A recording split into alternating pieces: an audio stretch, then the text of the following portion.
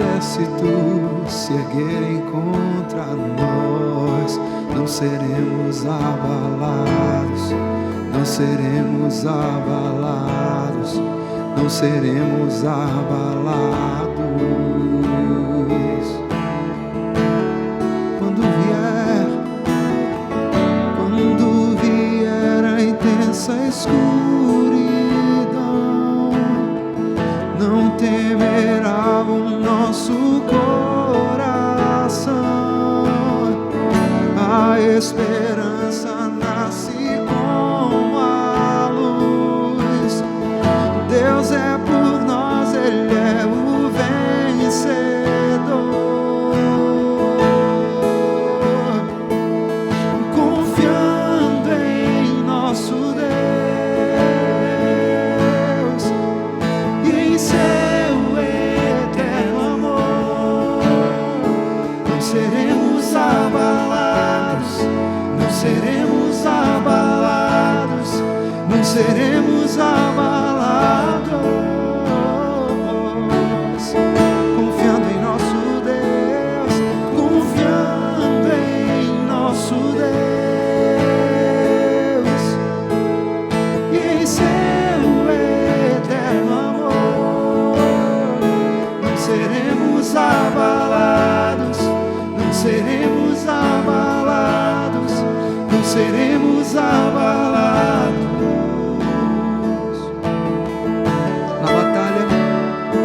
Na batalha permaneceremos em fé. Se exército se erguerem contra nós, não seremos abalados, não seremos abalados, não seremos abalados.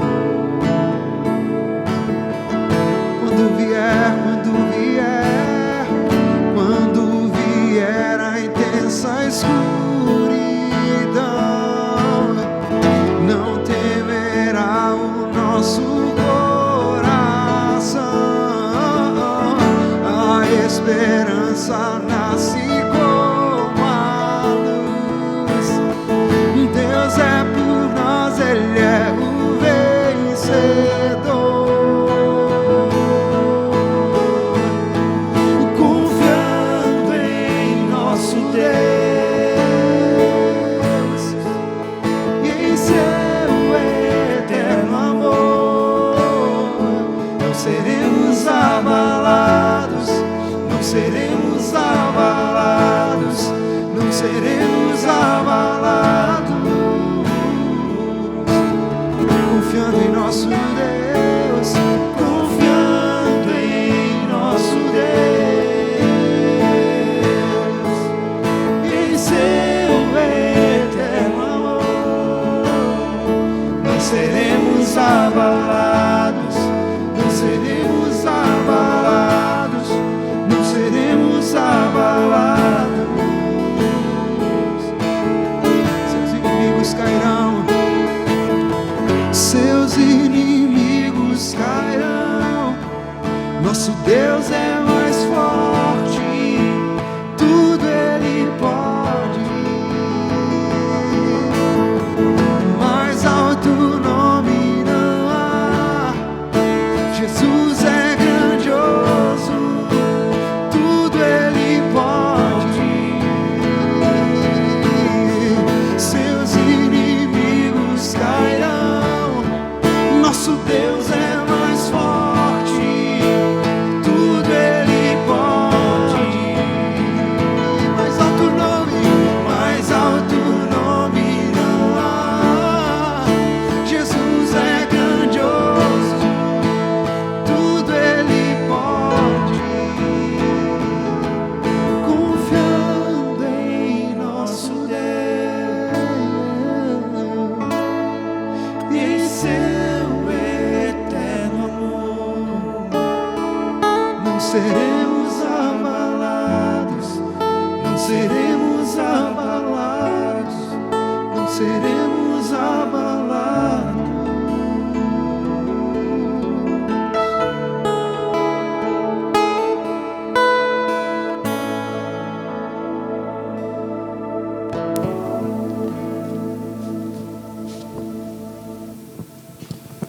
Glória a Deus, nós jamais seremos abalados por qualquer situação, por qualquer circunstância. Nós estamos aqui mais uma vez para trazer e comunicar a palavra de Deus aos santos, comunicar a palavra de Deus às pessoas. E hoje é uma noite muito especial, né? Um dia muito especial. E eu convidei o nosso querido mestre, reverendo Aniel, apóstolo também, para trazer uma palavra, né? E discutirmos um assunto sobre escatologia. É um assunto muito pertinente nos nossos dias, um assunto também muito difícil, né? Porque ela tem várias linhas, ela tem várias situações aí, várias ramificações, e nós queremos colocar posicionamentos para que as pessoas possam entender sobre o assunto. Muito boa noite, meu querido amigo, pastor Aniel. É um prazer estar com você aqui essa noite. Satisfação nossa, shalom. Shalom, meu querido.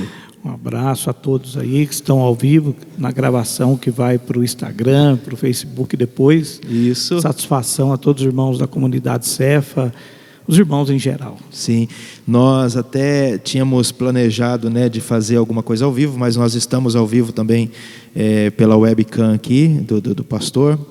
E hoje nós vamos falar sobre aquele assunto das 70 semanas. Nós estamos de máscara para mostrar também às autoridades que nós cumprimos todos os nossos compromissos aqui. E o álcool gel, né? E o álcool gel, né? Na verdade, a gente já passou um pouquinho ele, a gente vai passando de vez em quando, mas nós estamos aqui nessa descontração aqui, né? Descontraído em relação a isso. Pastor Aniel, estamos vivendo os últimos dias? Com certeza, pastor Jean, isso com certeza. Todo professor de escatologia, seja qual linha for, concordam que nós estamos vivendo os últimos dias, né? A não ser os amilenistas, né? Os amilenistas não. Os amilenistas acreditam que esses eventos são cíclicos e que se repetem na história. Certo. Então essas calamidades, eles acreditam, por exemplo, que em Apocalipse, selos, taças da ira e trombetas, que são repetições cíclicas na história, e por isso consideram que não significa o fim de nada. Eles acreditam que isso sempre vai se repetir. Entendi. Na humanidade, até chegar o reino, porque eles acreditam no reino espiritual já de Cristo. Certo. Para eles o milênio já começou, né? Certo. O milênio espiritual, mas nós vamos falar muito sobre isso. E esse milênio não vai ter fim? Esse milênio não vai ter fim. E vai ter crise nesse milênio ou não? Então, esse é um dos problemas do conceito amilenista, né? Certo. É um pouco mais fácil refutar essa ideia de eventos cíclicos, porque fica provado na história que os eventos desde 1900 até o século 21, eles aumentaram. Aumentaram. Então, se fossem cíclicos, repetições, fica claro que não são repetições. Certo. Né? E o próprio Senhor Jesus diz que a ciência se multiplicaria. Ele fala de condições mais adversas no tempo do fim, né? Certo. E aqui essa passagem de Daniel, né, no capítulo 9, nós temos ali também, antes disso, sobre a estátua de Nabucodonosor. Exato. Que fala sobre a cabeça de ouro, né? Fala Isso. sobre o peito, né? Isso. E os braços de prata. Exatamente. O ventre de bronze, né? A coxa lá de ferro. Exato. Falando sobre os reinos. E ali também fala dos dedos da estátua, os pés da estátua, que ora é ferro, ora é barro. E o que parte da estátua nós estamos vivendo? Então, a estátua de Daniel, capítulo 2, é considerada por muitos exegetas como, se tem uma ordem cronológica em escatologia, consideram Daniel, capítulo 2, seguindo da estátua, que nós já vamos passar as datas, né? Que vai falar do Império Babilônico, do Império Grego, do Império Romano, Medo-Persa e até os tempos do fim, né? Sim. Então, há quem considere que a única ordem escatológica, cronológica, seria a estátua de Daniel. Se considerarmos lá, que já foi o Império Babilônico, Sim. já passou-se o Império Medo-Persa, já passou-se o Império de Alexandre o Grande, e entrando agora Roma, Certo. né, como a quarta parte, e depois os dedos da estátua, acredita-se de uma colisão dos 10 países da Europa. Certo. Né? Então, nós estamos realmente seguindo a ordem. Esses impérios já passaram, então fica claro que estamos no tempo do fim. Entendi. Eu vi um teólogo, né, uma pessoa também muito usada por Deus, e ele fala algo interessante sobre a cabeça, né, dessa estátua. Sim. Cabeça de ouro. A cabeça Alguns de ouro. falam que é o Império Babilônico, né? Exato. E ele fala que, na verdade, essa cabeça não é o império. Ele fala que essa cabeça é o próprio rei. É o próprio rei, porque o rei nessa época, isso é um pensamento, né, dele, e eu achei muito interessante até, um homem muito, muito famoso até ele falou sobre isso. Ele disse o seguinte, que essa cabeça, ela não significa o Império Babilônico, mas significa o poder do rei, porque o rei nessa época, ele liberava o decreto, ele tinha poder de dar o decreto e anular o decreto. Sim, exatamente. Né? Por isso que ele era de ouro, porque o decreto estava na pessoa do rei. Sim. Então ele liberava um decreto e ele poderia cancelar aquele decreto. Sim. Já o Império Medo-Persa, né, principalmente de Ciro, prata, ele já não tinha mais essa autoridade. Ele liberava um decreto, mas ele não podia mais cancelar, revogar o decreto. Tanto é que a gente vê lá, né, quando lançou esse decreto sobre Daniel, sobre os meninos lá, os amigos dele, que não podiam ser revogados. Que não poderiam ser revogados. Então ele ficou escravo de um decreto que ele mesmo elaborou. Exato. Já entra ali a questão do conselho, já entra ali as pessoas que compunham, né, o conselho do rei. O conselho do rei. É. Então, eu achei interessante porque, como eles, e assim sucedeu depois, os outros reinados, tanto como o grego, né, como o romano, que existe um conselho. O rei ele não tem o poder de poder anular um decreto. Exato. Mas existe um conselho jurídico, né, existem os ministérios Exato. aí, os ministros da parte jurídica, legislativo, o judiciário, né? separados para poder derrubar. E a gente tem visto agora nos últimos dias que o presidente de uma república, principalmente aqui no Brasil, ele não tem poder para nada. Exato. Porque ele faz alguma coisa e vão lá e derruba. Então, quer dizer, a gente vê esse poder do rei, né, sendo diminuído a cada ano, a cada geração, né? É claro também que nós vamos falar aí, pastor, de regimes de governo. Certo. Né? Ainda em alguns países onde tem alguns déspotas, como foi o caso do Irã, do Iraque, Saddam Hussein. Por exemplo, no Iraque, Saddam Hussein, ele tinha o poder de um rei. Certo. E ele tinha o poder de um rei, inclusive alguém chegou a acreditar em 1990 que ele era o anticristo. Olha aí. Né? Tinha muita similaridade com as profecias, mas erraram, né? Sim. Mas a maioria dos países hoje, de fato, o governante sozinho, nem na Inglaterra, o rei tem esse poder. Depende todo do parlamento. Sim. Né? E de fato foi diminuído mesmo. Diminuído, porque quando a Babilônia, Nabucodonosor, tinha esse poder, o que ele falava tinha que ser cumprido, era a lei. Se ele revogasse também... na verdade, esse rei, ele era a lei, né? Ele era a lei. Ele decretava e revogava. Exato. Depois a gente já não vê mais essa autoridade desse rei, né? Não vê. Desse nível aí hoje, talvez os faraós, na sua época lá no Egito, mas hoje não vê mais isso. É, né? Muito difícil. Muito difícil. Em países pequenos aí, da janela 10/40, e alguns países aí, mas mesmo assim eles têm uma constituição que por exemplo, o Estado Islâmico, o Alcorão é a constituição deles. Sim. Acabam seguindo aquilo, né? Certo. E não propriamente o que está mandando lá. E nós estamos falando dessa estátua porque essa estátua, ela representa um tipo de poder mundial, né? Porque a Babilônia, ela foi um poder mundial, uma potência mundial.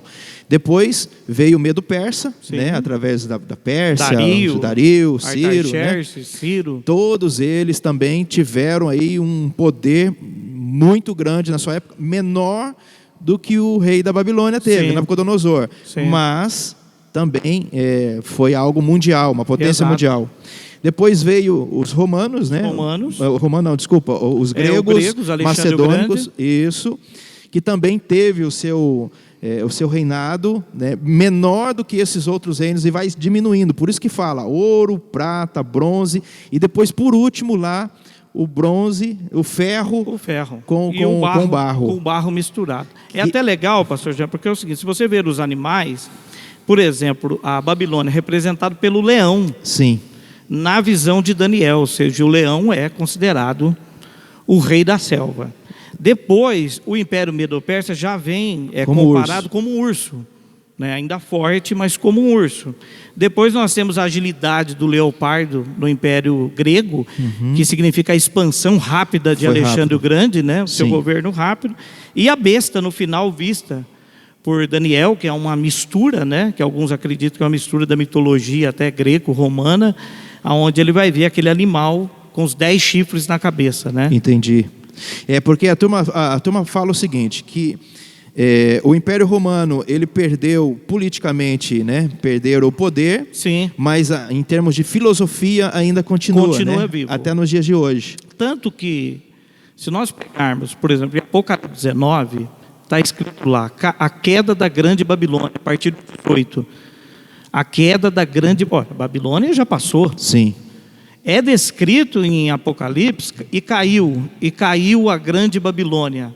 Mas o Império Babilônico já tinha passado. Eles estavam no Império Romano, citando a Babilônia. Para você ver que a meretriz, também citada em Apocalipse, é comparada à Babilônia. Sim. Então, fica vivo ainda toda aquela filosofia, toda aquela promiscuidade, aquele politeísmo vivo, assim do Império Grego também, né? Sim. Bem forte. A gente vê principalmente depois, né, nessa mistura, né, do ferro com barro, a gente percebe ali a Europa, né? Exato. Dando até as filhas para poder casar com outros reinos. Exato. Essa mistura, né, que a gente vê ali para tentar manter o poder. Sim, exatamente. Casando-se entre eles, isso já é, por exemplo, quem está assistindo muito Illuminati ou tentando estudar um pouco de maçonaria, isso é algo comum entre eles. Entendi. Né? Esse casamento, até gente da alta sociedade mesmo, muito comum entre eles. Certo. Né? E não só agora, isso também tem raiz no passado. Certo. Né? Já deixava casamentos arranjados politicamente. Na época do Egito era assim também. E o próprio Salomão acabou fazendo casamentos políticos. Verdade. Né? Para manter o reino. E assumiu até os deuses. Assumiu, né? Até os deuses. Então, e uma coisa que o Eterno nunca foi de acordo. Sim. Porque nesse tipo de engajamento político, você quebra o conceito de seguir a lei do Eterno, né? Entendi. E você acha que está muito perto do fim? Então, sempre fazem essa pergunta, né? Por exemplo, meu avô é pastor há 47 anos, e quando eu estava conversando com ele, ele pregava arrebatamento da igreja há 47 anos atrás. E todo mundo falava para ele na época, será que está perto do fim? E nós estamos pregando sempre, está perto do fim. Mas eu acredito, olhando para o cenário escatológico, e não é por causa do coronavírus, tá, pessoal? Não é o coronavírus. Nós estamos aproveitando uma oportunidade aqui do coronavírus para ressaltar a importância da escatologia. O pastor Jean até foi bem feliz, porque poderíamos estar fazendo aqui mensagem motivacional. Né, sendo aqueles profetas falsos de Jeremias. Não terá calamidade, terá paz. E essa não é a nossa missão. E a gente seria um candidato ao anticristo, né? Porque ele vai na situação de caos. Ele que vai prometer. Ele que vai prometer a paz.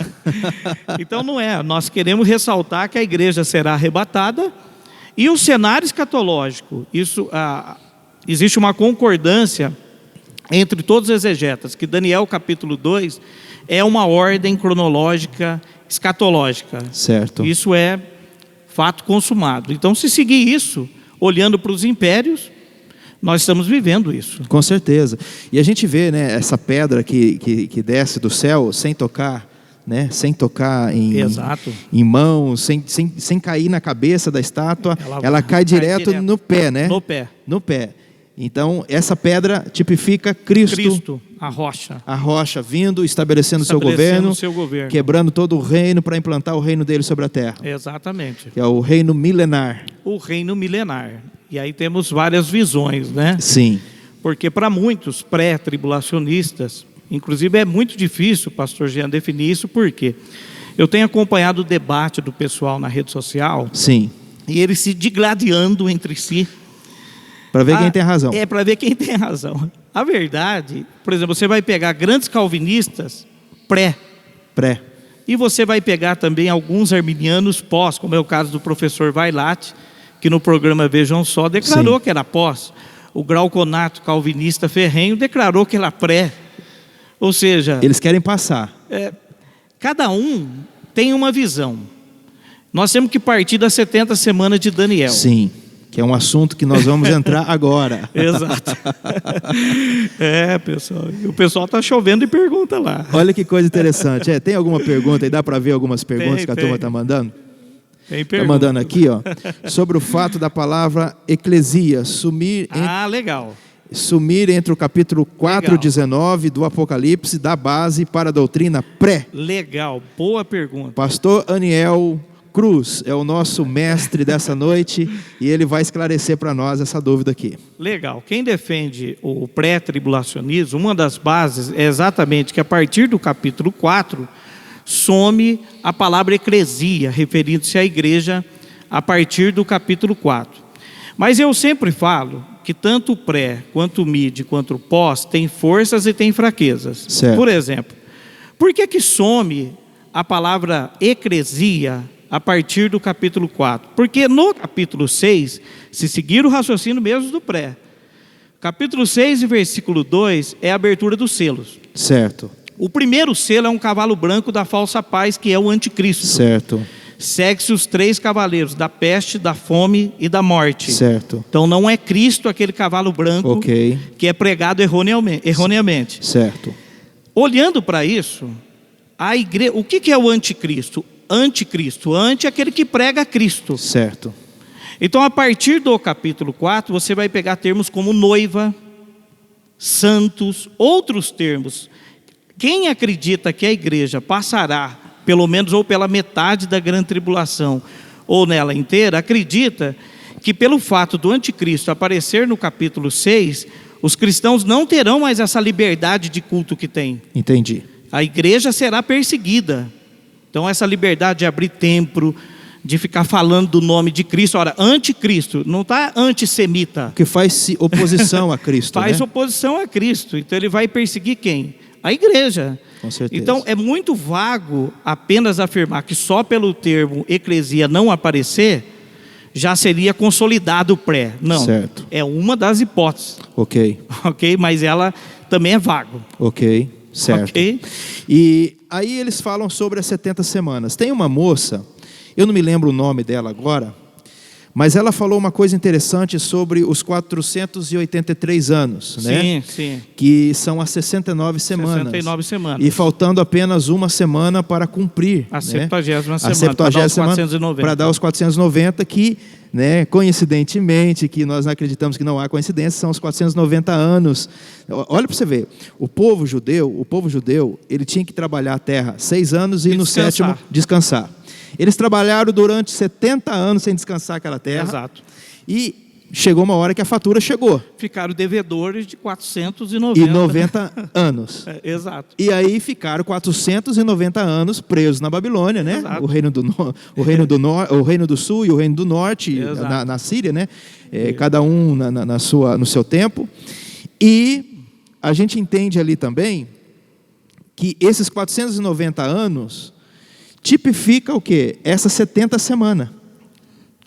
Porque se você pegar no capítulo 9 de Daniel, ele está explicando exatamente isso daí que o senhor acabou de falar. Os 70 anos do cativeiro babilônico, ele começa dizendo assim, eu comecei a ler pelos livros, entender pelos livros, que livro? O livro de Jeremias. Certo. O livro de Jeremias aponta o porquê do povo foi para o cativeiro, porque não descansaram. Mas a partir do 9:16 em diante, ele vai trazer as 70 semanas escatológicas. Certo. Então ele traz primeiro as 70 semanas cumpridas historicamente na Babilônia. Ok. E já em seguida ele traz um plano escatológico. Então quem argumenta que ali refere-se a dias, porque aqueles que calculam que ali é dias e não semanas, é para falar que tudo se cumpriu no Império Romano já. Certo. Que o Apocalipse era um livro histórico só da época. Simbólico. Que não tem nada de escatologia futura ali. Não certo. É verdade. Nós temos de fato como provar que as 70 semanas de Daniel, inclusive a 79ª semana, se cumpre na tirada do Messias. Na tirada do Messias. Exato. E então, aí, olha para você ver que coisa interessante. Eu vi uma mulher falando algo muito interessante, mas muito interessante, sobre esta questão das 70 semanas. Mas antes da gente entrar nesse assunto que eu quero falar com você, essa pessoa que mandou, ficou claro aqui no capítulo 4, 19, é vago. É vago. É vago, é muito vago. É vago. Ele sozinho. Não dá para afirmar. Por ele sozinho. Não dá para afirmar. Não dá, precisa de mais elementos. Tá. Vocês vão mandando mensagem para nós, vão mandando aí mensagem, nós estamos ao vivo aqui, né, também. E eu não sei se ali... Tem mais perguntas. Tem mais perguntas aqui. Chegou outra pergunta aqui, porque tem uma questão interessante de uma moça aqui que ela levantou e eu achei muito bacana e pertinente para nós conversarmos. O pastor Jefferson Souza, pastor, um grande abraço, obrigado por estar conosco aí. Alô, Jefferson. A gente queria que, na verdade, fosse, né, tudo certinho, mas Deus sabe o motivo. Os pré-tribulacionistas estão certos? Estamos na tribulação ou no prelúdio desta? Então, sobre se os pré-tribulacionistas estão certos, é a controvérsia escatológica que a gente sempre vai entrar nesse debate. Certo. Tá? Então é difícil afirmar isso, é uma posição. Para o pré, nós estamos no princípio das dores. Para o pré, a igreja não vê o anticristo. A igreja não vai ver o império do anticristo. Mas aí não resolve aquela questão de 2 Tessalonicenses capítulo 2. E o 3. E o 3, né? Que fala que a igreja vai ver, né? Ver. Vai ser revelado. Por quê? Muitos pré pegam no 6 e 7 só. Entendi. Até que aquele que o detém seja tirado. Mas Sim. a narração começa lá em cima. Sim. Paulo diz aos irmãos, não será assim. Antes que venha, primeiro, a apostasia e se manifeste o filho da perdição. Depois, lá embaixo, a igreja é tirada, o que dá muita força para o MID.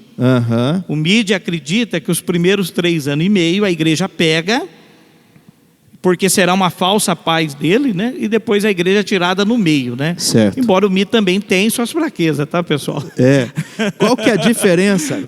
Qual que é a diferença para nós, pastor Aniel, do pré, do mid, ou mesmo, né, que alguns falam isso, e o pós? Qual que é a diferença de um para outro? Vamos simplificar então. Tá. Para o pré, as 70 semanas de Israel são específicas para Israel. Certo. Então, está restando uma semana chamada Era da Graça da Igreja, que interrompeu essa semana, e com o arrebatamento da igreja, inicia-se a 70ª semana de Daniel. Certo. Para o MID, a semana de Daniel é dividida em tribulação e grande tribulação. Eles consideram que a grande tribulação a igreja não vai passar, mas os primeiros 3 anos e meio a igreja passaria. Eles acreditam que essa igreja fria e apostata não tem condições de ser arrebatada. Teria que passar por um princípio, até do começo da abertura dos selos, o fogo. Depois ser levada no meio. Aí o finalzinho é a ira total, né? A igreja não passaria. E para o pós, vai passar. Vai passar tudo. E não é a divisão da vinda de Jesus, né? Por exemplo, para o pré, a vinda de Jesus é dividida em 2 fases. Sim. Nas nuvens. Primeiro, vem para a igreja, invisível. Na segunda, vem para Israel.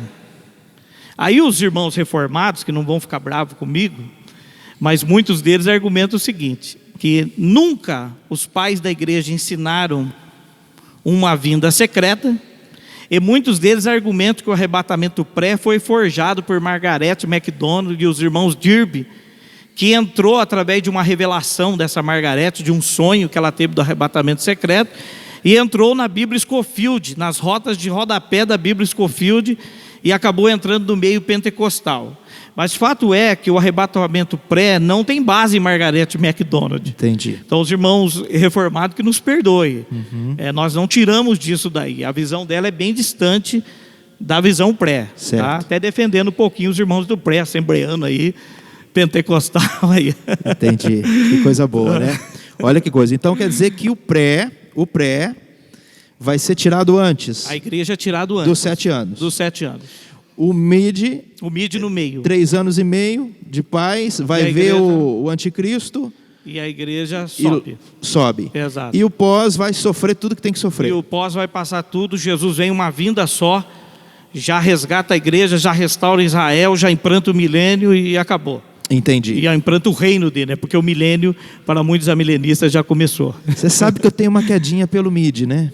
Eu também tenho uma queda forte pelo Eu mid. tenho uma queda fortinha. Bom, já queimei um monte de agenda minha agora. Mas olha que coisa interessante, né? Ainda sobre as 70 semanas, que é muito importante, eu quero até deixar aqui com o pastor Claudinei. Tem uma moça, ela falou uma coisa que me fez pensar, mesmo ela não tendo, né, sem conhecimento teológico. Muito conhecimento teológico e tal, e é para isso que nós estamos aqui. Sim, sim. Mas ela trouxe uma informação de uma natureza muito interessante.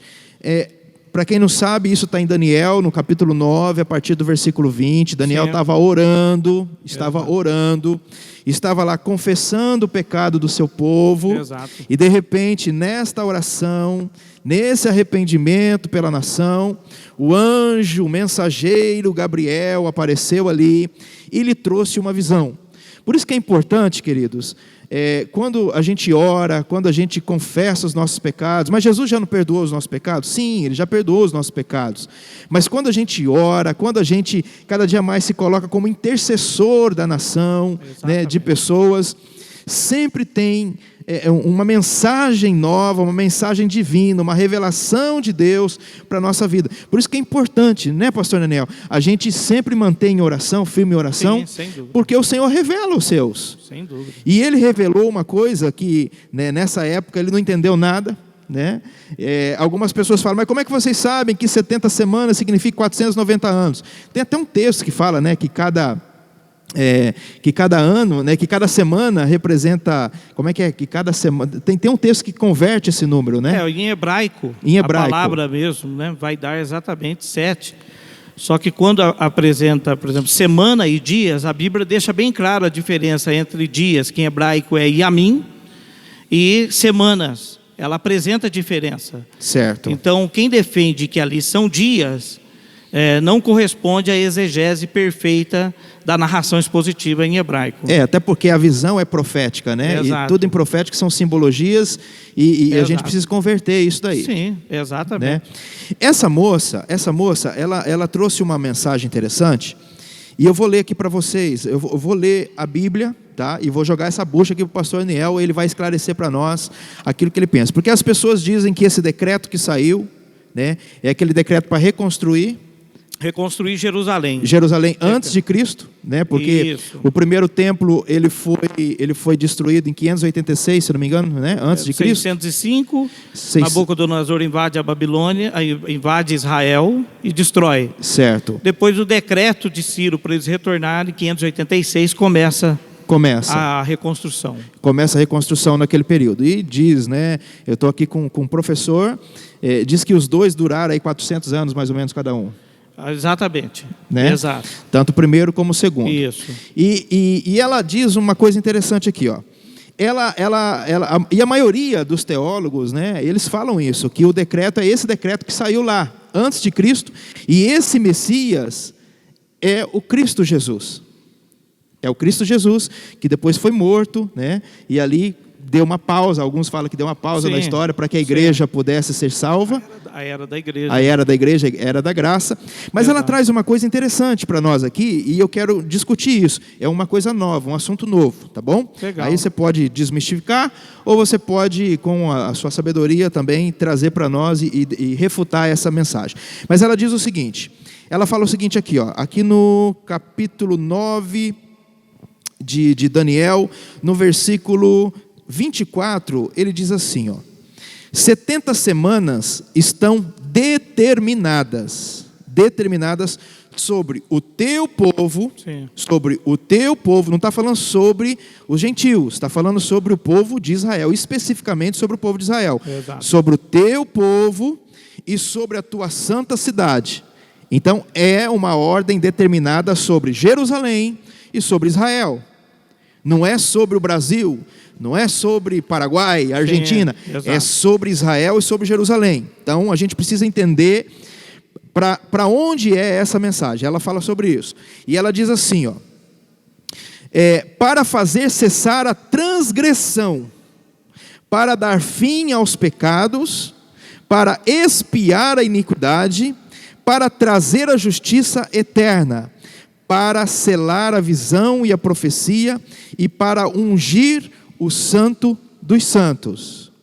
Sabe e entende, desde a saída da ordem para restaurar e para edificar Jerusalém, até ao ungido príncipe, 7 semanas e 62 semanas, as praças e as circunvalações se reedificarão, mas em tempos angustiosos. Depois das 62 semanas será morto, em algumas traduções fala será tirado, será cortado, né? O ungido, e já não estará. E o povo de um príncipe, que há de vir, né? Que a gente entende que é o anticristo aqui, correto? Sim. É o povo do anticristo, né? Virá, destruirá a cidade e o santuário, e o seu fim será num dilúvio. E até o fim haverá guerra, desolações são determinadas. Ele fará aliança com muitos por 1 semana, 7 anos, certo? Isso. Por 7 anos, 1 semana aqui significa 7 anos. Exato. E na metade da semana, ou seja, 3 anos e meio, será tirado. Fará cessar o sacrifício e a oferta de manjares sobre a asa das abominações. Virá o assolador até que a destruição que está determinada se derrame sobre ele. Exato. O que essa moça fala? Ela diz o seguinte, que essa ordem para restaurar não era lá do tempo de Jerusalém, antes de Cristo, Zorobabel, sim, aquele pessoal lá, quem que deu o decreto? Esdras, né? Neemias, que vai... Isso, não era esse povo. Não era esse povo. Ela fala que esse decreto não parte de lá. E ela traz alguns argumentos, o porquê. Primeiro, porque as iniquidades do povo continuam, as transgressões não cessaram, elas continuam na terra. A gente tem visto isso, né? Não tem uma finalização total em relação a isso. Ela também diz que esse ungido não é o Cristo, porque eles não creem em Jesus. Eles não creem nesse Jesus. Sim. Eles estão esperando o Messias. Exato. O Messias deles ainda não chegou. Veio, exato. Então, não está falando desse Cristo que nós entendemos, que nós cremos. Eu já entendi aonde ela quer chegar. Ela diz que esse decreto, ela fala que esse ungido é um anjo.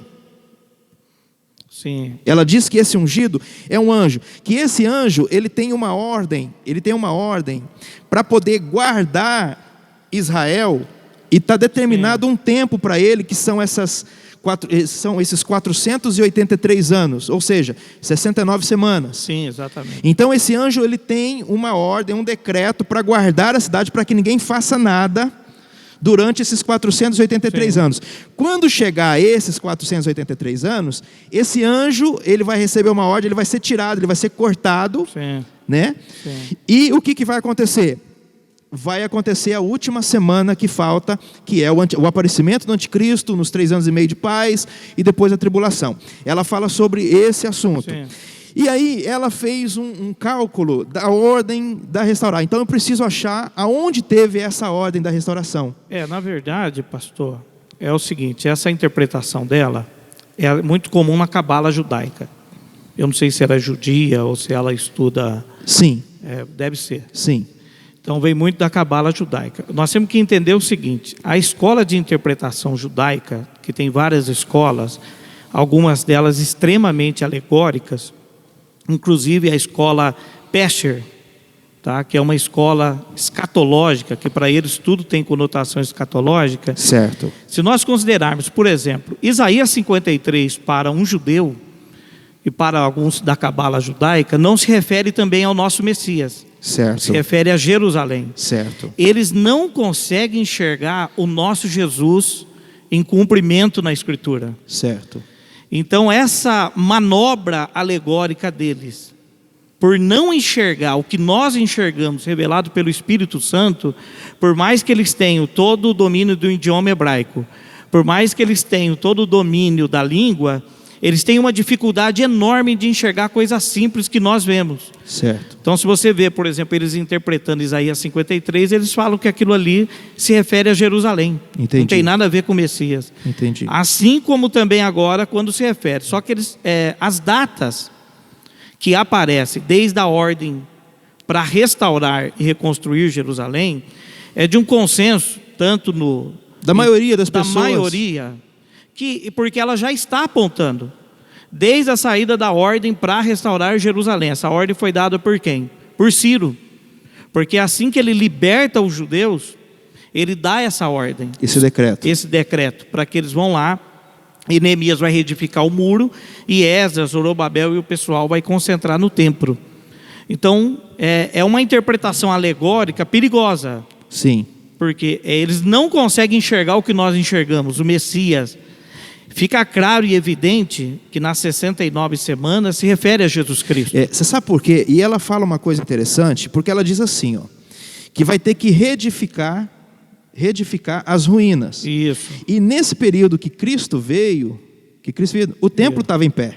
Sim, ainda o segundo templo. em pé. Ele não tinha sido destruído ainda, ele foi destruído em 70 depois de Cristo. Exato. Né? Então ele fala assim, ó, que vai reedificar. Se foi reedificar é porque foi destruído. Então ela coloca esse pensamento. E ela dá uma data de um decreto do rei otomano. Sim. Em 1535. Sim. Ela fala que em 1535 esse rei otomano, ele dá um decreto. Inclusive eu até abri aqui, ó, sobre a cidade velha, né? A cidade velha lá de Jerusalém. E ele diz o seguinte aqui, ó. Nos americanos, se a gente pegar o Wikipédia americano, a gente vai perceber que diferencia uma coisa da outra. As datas são aproximadas. Mas ele diz assim, ó, os monumentais muros defensivos da cidade velha e os portões da cidade foram construídos nos anos 1535 a 1542 pelo sultão turco Soleiman Magnificens. Ele foi o cara que liberou o decreto.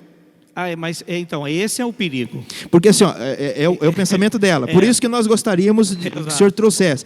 Porque começou lá pelos muros de Neemias, né? Isso. A restauração começou pelos muros, depois veio pelo templo e depois o culto. Isso. Certo?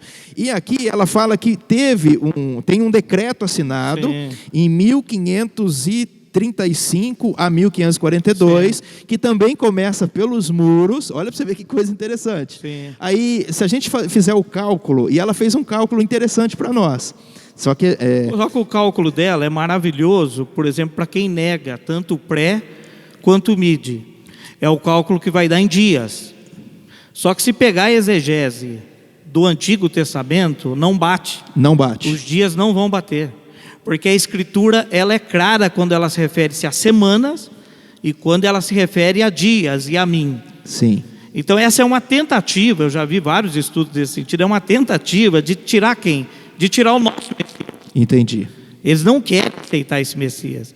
Então eles fazem uma manipulação na história para encaixar. Então o perigo, pastor Jean, a escatologia é um problema por quê? Ela permite encaixe de quem quer que seja. Entendi. Esse é o problema da escatologia. Você pode encaixar, por exemplo, em 2001, e eu ia trazer aqui. Eu tenho uma revista em 2001 que declararam que Bin Laden era o anticristo. Existem livros em 1945 que declararam que Hitler era o anticristo. E quem é que duvidava na época? É difícil, né? E quem é que duvidava? Ou seja, o problema da escatologia é que muitas pessoas podem manipulá-la para aquilo que quiserem, dependendo dos fatos históricos. Então esse acontecimento em Israel, inclusive, não é só dos muros aí, a parte do Domo da Rocha, onde está construído o Domo da Rocha, a cúpula dourada, também não foi construído pelos judeus, é por outro decreto. Olha aí. Inclusive, não são os judeus que tomam conta do Domo da Rocha, que é onde ela está falando da Jerusalém Antiga. Sim, da Cidade Velha. Exato, quem investiu lá foi um turco. E ela quer dizer, essa pessoa, tá, gente, não é isso que nós acreditamos. Nós estamos colocando aqui um pensamento dela, tá? Que eu acho pertinente de nós falarmos, né? Porque são visões de escatologia e tal. E ela fala o seguinte, que ela não acredita que teve a pausa dessa última semana. Sim. Que Deus é perfeito. Ela diz isso, né? Ela diz assim que se for para acontecer a 70 semanas, vai acontecer a 70 semana seguinte. Então não vai dar uma pausa que nem parou aí há 2000 anos, né? Que o amilenista, pastor, vai adorar isso. Porque o amilenista eles gostam disso. Ele vai falar exatamente isso. Que todos os itens relatados, na qual o senhor leu em Daniel 9, 24 ao 27, já foram cumpridos. Quando chega na última parte, para ungir o santo dos santos, o amilenista não vai falar que é o templo. Ele fala que o templo somos nós. Certo. Esse templo já foi ungido. E vai precisar construir o terceiro, né? Cristo, mas para o amilenista não. Que esse templo aqui, eles vão pegar por base, Atos 17, 24, que Deus não habita em templos feitos por mãos de humanas e por aí. Então, é uma base forte para quem pensa assim. Pensando assim, tem como você fazer uma avaliação escatológica, por exemplo, de que no Império Romano, se você pegar, por exemplo, quem crê no Apocalipse histórico, nos imperadores romanos, na perseguição, e não né? Porque senão nós vamos matar a escatologia, né? E vamos entrar no evento cíclico dos amilenistas, né? Entendi. Que não é. E ela fez ela pegou a calculadora, é que nós não temos uma calculadora aqui, mas para mostrar. A calculadora dela, você tem como fazer um cálculo para mim? Olha para você ver a doidura, né? Sim, é umas coisas doidas, né? Ela pega 1535, que pode variar de 1537, 1538, às vezes, mas vamos pegar 1535. Coloca aí, 1535 mais 483. Isso. Olha aqui que coisa interessante, ó. 1535 mais 483 anos, que seria o cálculo dela lá. Dá 2018. Sim. Né? Então, assim, segundo a informação dessa moça, que tem um pensamento, né?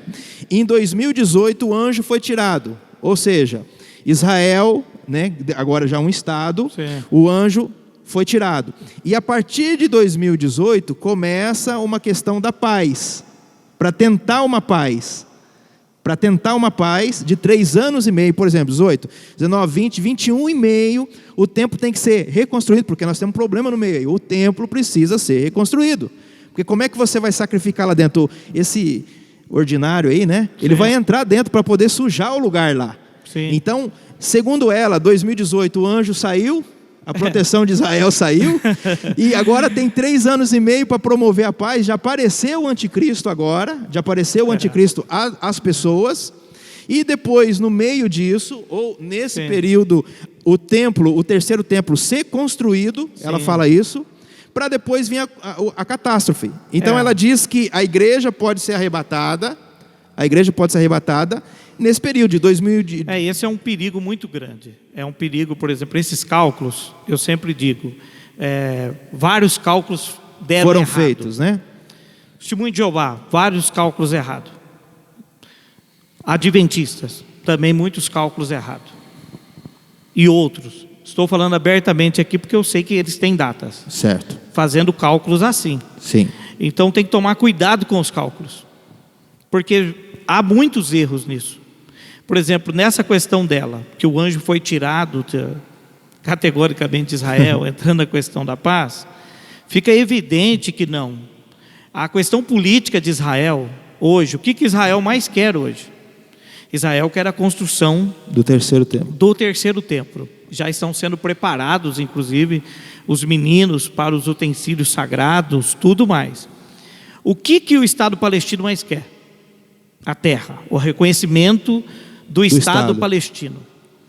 Então, o que poderia entrar numa jogada, embora muitos mestres da escola judaica não concordem com o que eu vou falar, outros sim, o que poderia entrar numa jogada política seria ceder, porque aonde pode ser construído o templo hoje está o Domo da Rocha, Sim. que não é controlado pelos judeus. Sim. Então seria um acordo, ó, nós vamos ceder aqui, vocês cedem a terra e o Estado palestino. O anticristo talvez teria poderes para fazer isso, né? Mas é muito vago também. Estou falando até do Macron, né? Estão falando já do Macron, que ele teria o perfil. Porque o Trump não vai ser de jeito nenhum, não, né? Ninguém quer o Trump, né? Ninguém quer o Trump. Seria o Macron, mas eu não vejo, olhando para a Escritura, não vejo. Eu vi uma reportagem.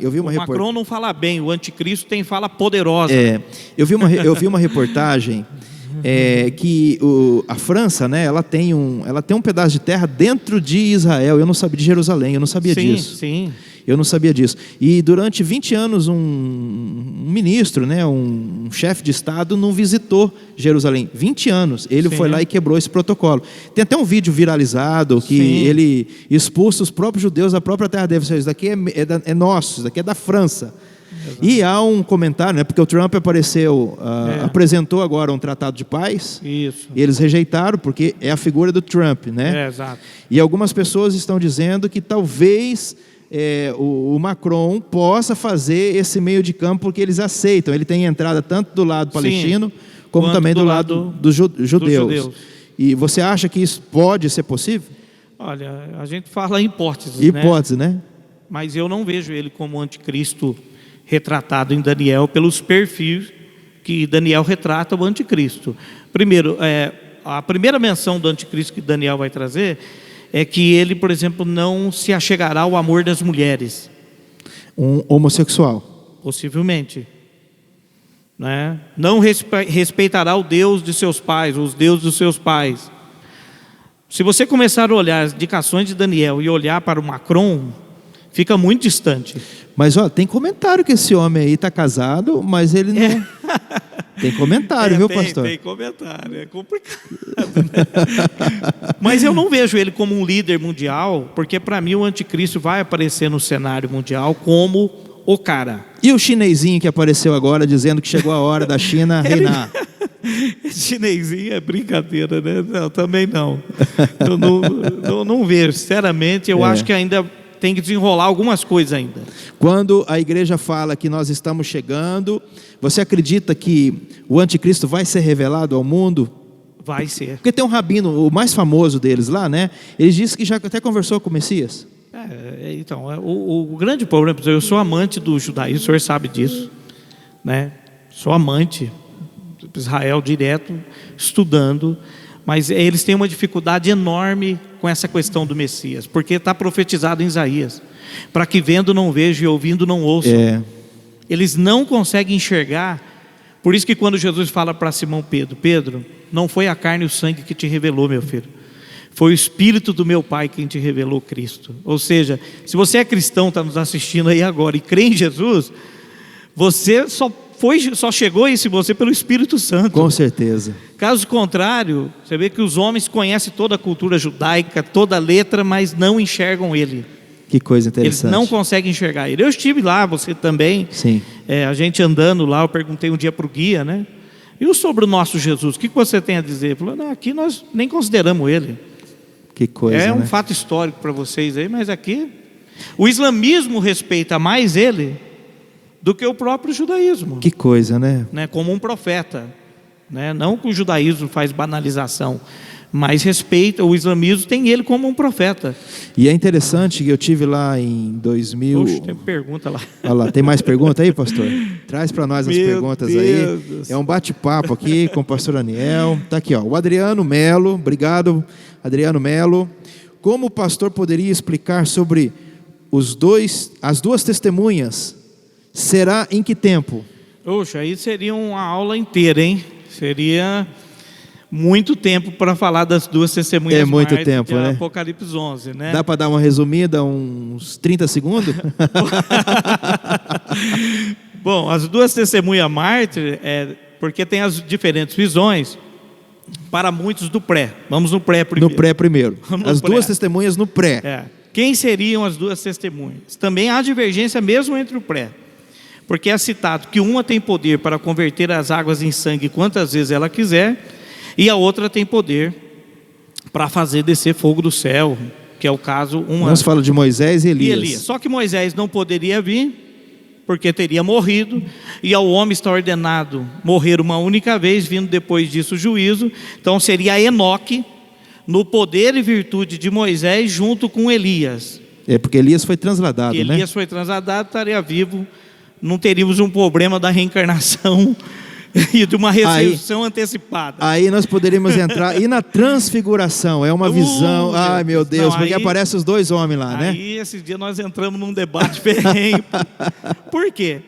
Tem essa primeira visão de que então, assim como João Batista veio, e Jesus fala assim, olhando para João Batista, este é o Elias que havia de vir. Ora, João Batista não era Elias, sim, mas ele veio no poder e virtude de Moisés, de Moshe. Assim seria Enoque vindo no poder e virtude de Moisés. Ou seja, só no poder, não na pessoa. Certo. Mas há a outra parte também que diz o seguinte, pegando-se de um livro apócrifo, a assunção de Moisés, que Moisés não teria morrido nada, que Satanás estava atrás do corpo dele no embate, inclusive essa parte citada no nosso livro de Judas. É tirado de um livro apócrifo, a Assunção de Moisés. Essa parte é tirada. Olha quanta pergunta a gente tem que fazer. Se é um livro apócrifo, por que foi citado? Está fazendo lá, né? E não só ele, tem livros pseudo-epígrafos citados lá também. Então tem o livro de Enoque também apócrifo, citado alguma parte também, de Enoque capítulo 2. Então olha que coisa, há quem acredite que não, que Moisés, inclusive da transfiguração, que fala que é a visão, acredito que é Moisés e Elias. Por exemplo, o Dr. William Malgo acreditava o seguinte: quais são os únicos profetas que os judeus ouviriam? Moisés e Elias. Que teria moral para descer lá. Moisés e Elias. Então o Dr. William Malgo dizia o seguinte, que Moisés e Elias desceriam, pregariam durante 3 anos e meio, 1260 dias, inclusive está em Apocalipse 11. Nesses 1260 dias se converteriam 144 mil judeus, de cada tribo. De cada tribo. Dessa conversão desses 144 mil judeus, pregaria o evangelho do reino em todo o mundo. E aí alguém pergunta, como que 144 mil vai pregar o evangelho do reino em todo o mundo rápido, num período curto? Todo judeu, por causa das frequentes vezes que foram expulsos da terra, eles falam 2, 3, 4 idiomas fácil. Então seria uma potência de 144 mil missionários pregando para todo mundo, saindo, e o inimigo não teria poder de tocá-los, porque eles estariam selados a partir do capítulo 7. Isso é uma visão do Dr. William Malgo, tá? Defendendo o outro lado. Então as duas testemunhas, é um estudo longo, mas basicamente é isso aí. Agora tem quem considera que as duas testemunhas também são qualquer judeu. Certo. Qualquer judeu comum que vai vir no poder e virtude citados ali do capítulo 11.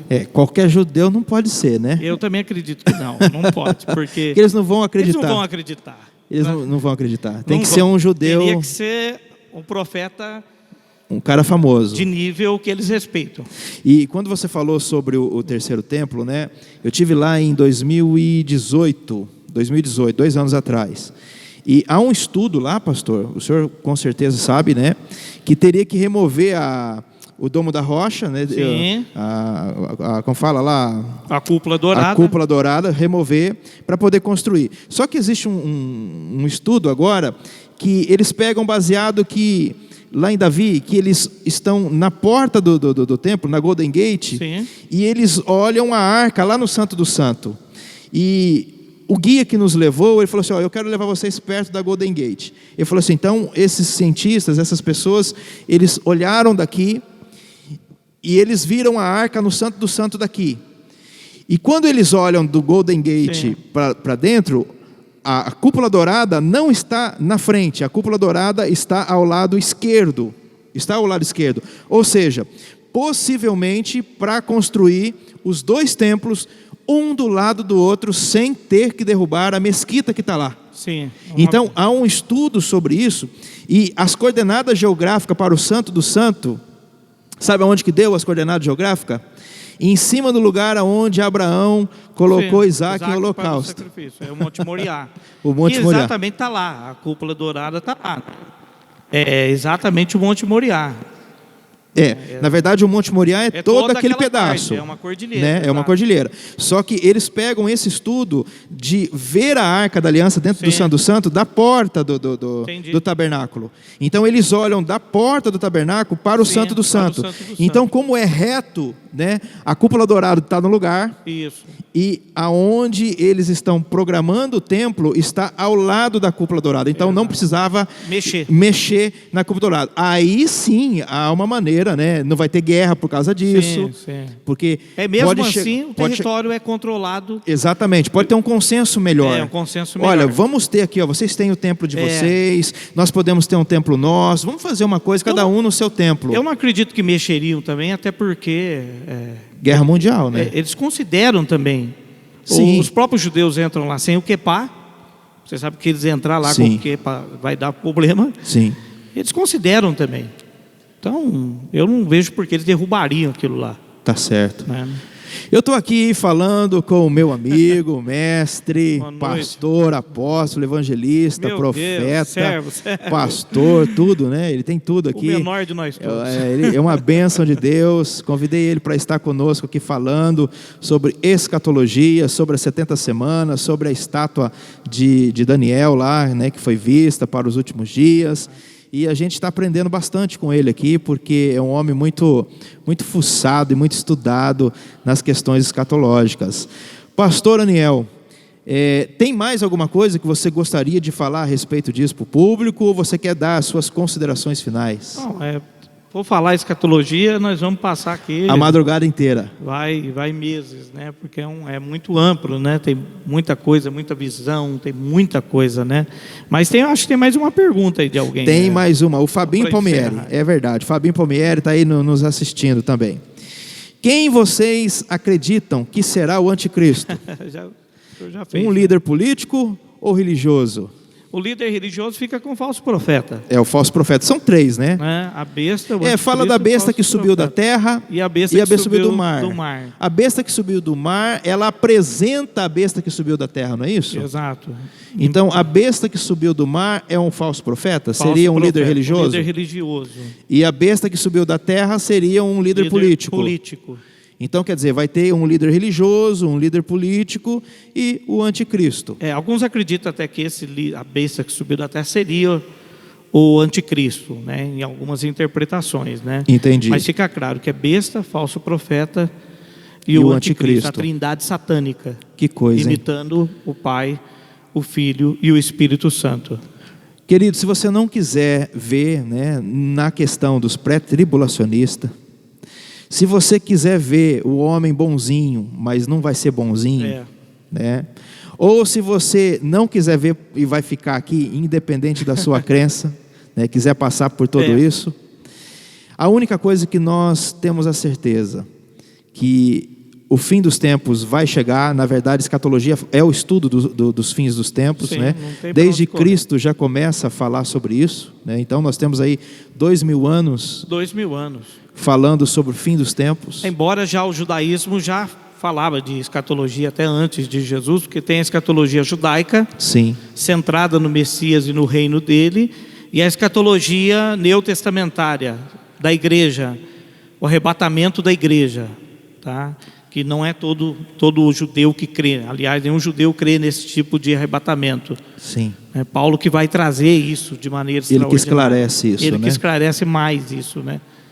Então, escatologia tem a do Antigo Testamento e a escatologia do Novo Testamento. É porque eles refutam o Novo Testamento, né? Refutam. Tem os judeus messiânicos agora, que já estão, que consideram a Brit Hadashah, que eles consideram que o que nós temos na mão, as cópias dos evangelhos, são fraudadas, e eles consideram que Mateus era judeu, então teria que ter escrito pelo menos em aramaico, e acredita-se que ele escreveu em aramaico, que as cópias que nós temos de grego são cópias falsas, manipuladas pelo Império Romano e por Constantino. Eles não consideram, né? Mas e nos códices? Porque os códices estão corretos. Alguns códices, por exemplo, que nós temos antigos, mas temos poucos códices, né? Sim. Muito pouco mesmo.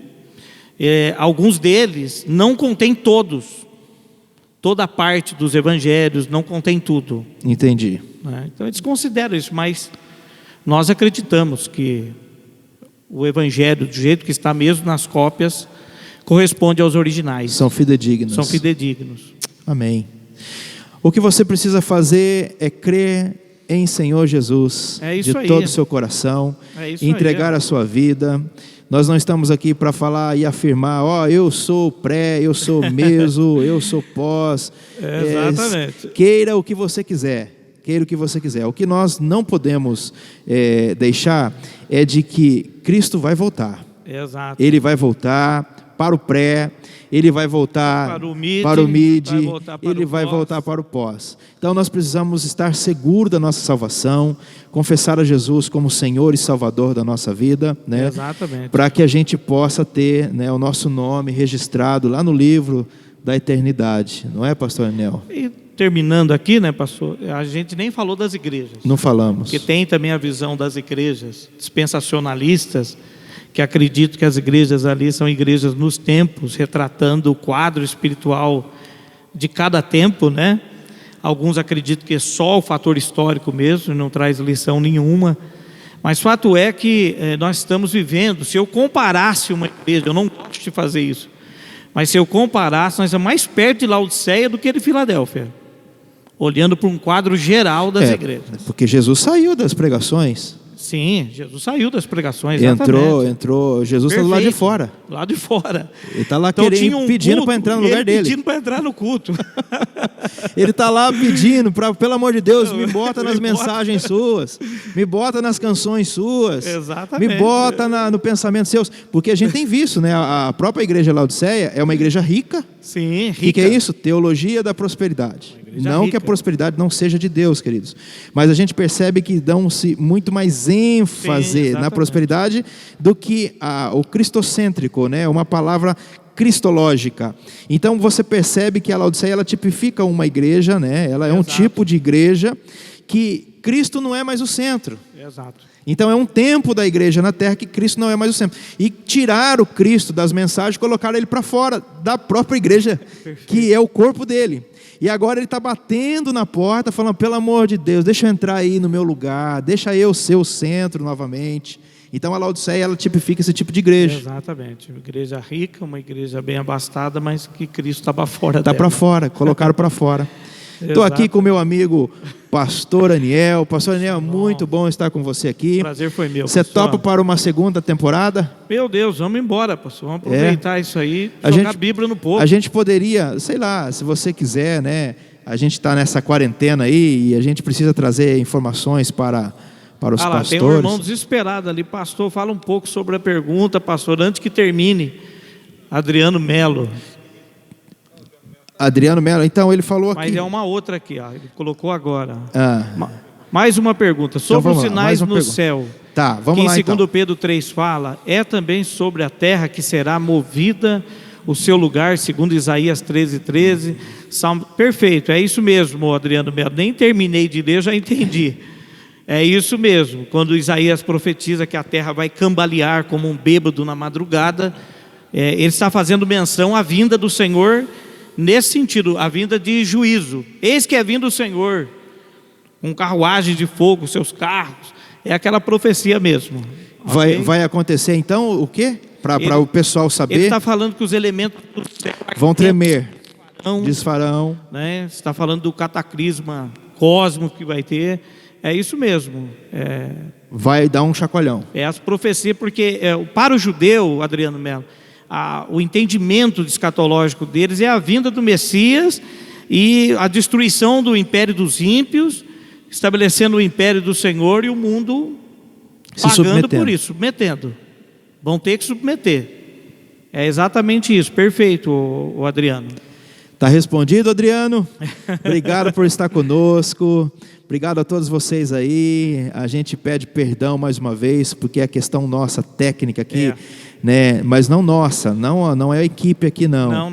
É a questão do Facebook. Tentamos entrar em todos os lugares. Eu acho que deve um alto tráfego na hora aí, e a gente não conseguiu colocar ao vivo para vocês. Mas graças a Deus, o computador né? A webcam do nosso querido amigo pastor Daniel salvou um pouco a nossa vida aqui a respeito desse assunto, que a gente gosta de estar junto com vocês. E eu quero fazer um desafio aqui. Está esclarecido? O Adriano aí agradeceu. Boa, pastor, mas aí já é no juízo. Perfeito. Aí, obrigado por É isso aí. esclarecer. No juízo, quem tiver aqui vai sofrer. E lembrando, né, pastor, que esse tema escatológico, passando aos irmãos, está aqui o pastor, pastores, é hora de pregarmos o arrebatamento da igreja. Sim. Meu avô me ensinou algo quando eu comecei a pastorear. E ele falava para mim da situação oportuna e do oportunista, duas coisas distintas. Nós não estamos aqui como oportunistas de um momento de crise. Sim, de jeito nenhum. Nós estamos aproveitando uma situação oportuna para pregar. Aliás, o arrebatamento tem que ser em todo o tempo. É verdade. Mas quando eu ia num velório, o que eu pregava no velório? Ele fala, quando você for no velório, você vai chegar lá pregando todo mundo. Você vai pregar a ressurreição e a vida. Estamos em época de calamidade, o que nós vamos reforçar? A vinda do Messias. A vinda do Messias. Então, porque tudo está convergindo para isso, né? Exatamente. A gente percebe que nós estamos vivendo realmente de fato. Perfeito. Mais cedo ou mais tarde a igreja vai ser tirada. Quem é pré vai ser tirado da terra. Quem vai demorar um pouquinho mais. Aí até apareceu o ordinário lá. E aí os irmãos pentecostais pré, mid e pós, parem de ficar brigando no Facebook, gente. Porque a certeza disso é só depois de quem foi. Só. Quem foi? Aí no céu talvez vai ter um bate-papo, rapaz. Eu vou me preparar para o pré, querido. Isso. Eu estou me preparando para o pré ou para o mid. Estou me preparando. Não quero ver a cara desse rapaz, não. Exato. Mas se tiver que passar, a gente vai passar. Fazer o quê? Não é verdade? Tá certo que as escrituras dão muito mais respaldo para o mid, né? E o pré. Na verdade, se você perguntar para um pós, ele vai achar. Se você perguntar para os reformados, eles vão vir de um idente, é o pós, pastor. Escatologia é Mateus 24 e acabou. Teve um hoje que falou que abriu o quarto selo. Meu Deus. Já está no quarto selo. Aí ele falou, aí eu peguei por causa desse vírus. Olha para você ver como que é. Hoje existe 7,7 bilhões de pessoas na Terra. 7,7 bilhões de pessoas na Terra. É muita gente. E o quarto selo fala que a quarta parte dos homens seria tirado. Então teria que morrer com esse vírus aí 1 bilhão 900 e milhões de pessoas para poder essa quarta parte, porque você pega 7,7 divide por 4. Meu Deus. Né? Mas aí o erro dele seria o seguinte, pastor. Se estamos no quarto selo, o primeiro selo é o anticristo. Então já apareceu o homem. Já apareceu o homem, nós não vimos ainda. E nós não vimos, cadê ele? Nós tem dúvida dele ainda? Tem que ser apresentado, né? Porque o pessoal interpreta que o cavalo branco de Apocalipse 6 é Jesus, não é, gente. O cavalo branco que Jesus vem, está na coxa escrito Rei dos Reis e Senhor dos Senhores. E da sua boca sai uma espada afiada de 2 gumes e ele vem para reinar. Sim. Não é o outro que está saindo com um arco e não tem a flecha já foi lançada. Amém. E vem depois o cavalo da morte, da peste. Tomar cuidado com isso aí. Gente, nós estamos gostando de falar com vocês aqui, né? Bastante gente. O pastor Mi Machado de Aguaí, da Ágape, tá dando risada ali, tá divertindo. Pastor Jeremias de Mojimirim. Tá vendo os crentes numa situação dessa divertindo, né? Olha, vocês estão dando risada de nós. Eu vou falar para você, por isso que os vírus não resistem a gente mesmo. Eita glória, o Mi é um excelente pastor e cantor. Olha aí. Traz ele para cantar um sério? Dia. Meu Deus. Aí, pastor Mi, vamos alinhar essa nossa, né, a hora que voltar, né, porque tá todo mundo sem público, dando uma olhada aqui, ó, não tem ninguém, nós estamos fazendo culto e tá difícil, e a gente sabe que somente os leais, os fiéis vão nos ajudar, porque a gente tem uma estrutura grande para pagar os aluguéis, né, tudo aquilo que envolve a igreja. Mas louvado seja Deus que nós temos um povo abençoado, um povo que entende que é o momento da igreja. Estamos orando também, e eu quero aproveitar que o pastor Enel está aqui, eu quero orar. Aleluia. Por todos os membros das igrejas, pelos empresários, microempresários. Glória a Deus. Existem pais de famílias que vão está passando por dificuldade. Verdade.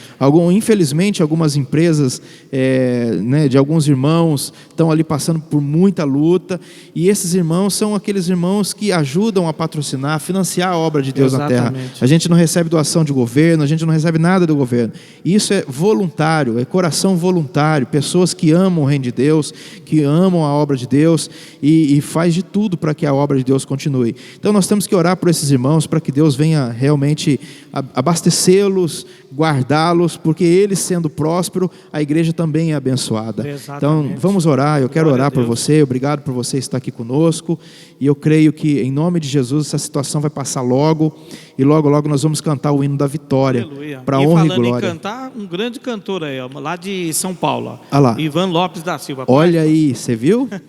Esse canta demais, meu Deus. Que coisa boa. Vamos agradecer ao Pai. Aleluia. Pai celeste, Pai amado, nós queremos te agradecer e te louvar. Aleluia.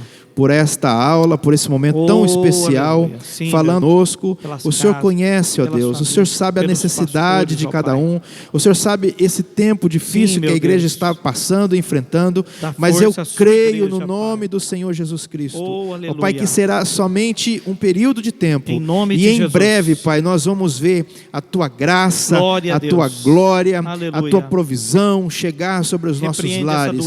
Espírito Santo de Deus, move agora os biólogos, ó Pai querido, a biologia, move agora, Pai querido, a biomedicina, os cientistas, para descobrir, ó Deus, a cura para esse vírus, para que a gente possa voltar à vida normal. Em nome de Paralisa, Jesus. Pai, todo o império das trevas, paralisa toda ação diabólica, maligna, que está tentando usar dessa situação para mexer, ó Deus, e destruir a vida da igreja, paralisar a vida da igreja. Nós estamos aqui, ó Deus, cultuando, agradecendo e trazendo informação para o povo, porque este é o nosso papel, esta é a nossa missão. Nós abençoamos vocês no nome de Jesus.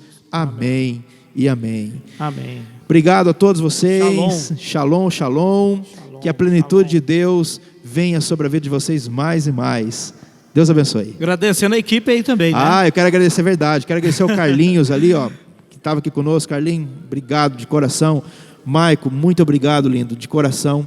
A Hélida, sua esposa, muito obrigado, querida. Ela está ali na internet. Quero agradecer ao pastor Claudinei, um varão abençoado. Pastor Lucas Paulo, maravilha. Um pastor de Deus também usado. O Zé da portaria, enfim, todo mundo aí. Glória seja abençoado, né? Cadê o Leozinho? Está aí o Leozinho? O Leozinho também estava aí. Agradecemos a todos vocês, no nome de Jesus, e até mais. Sobre um Deus de grande amor.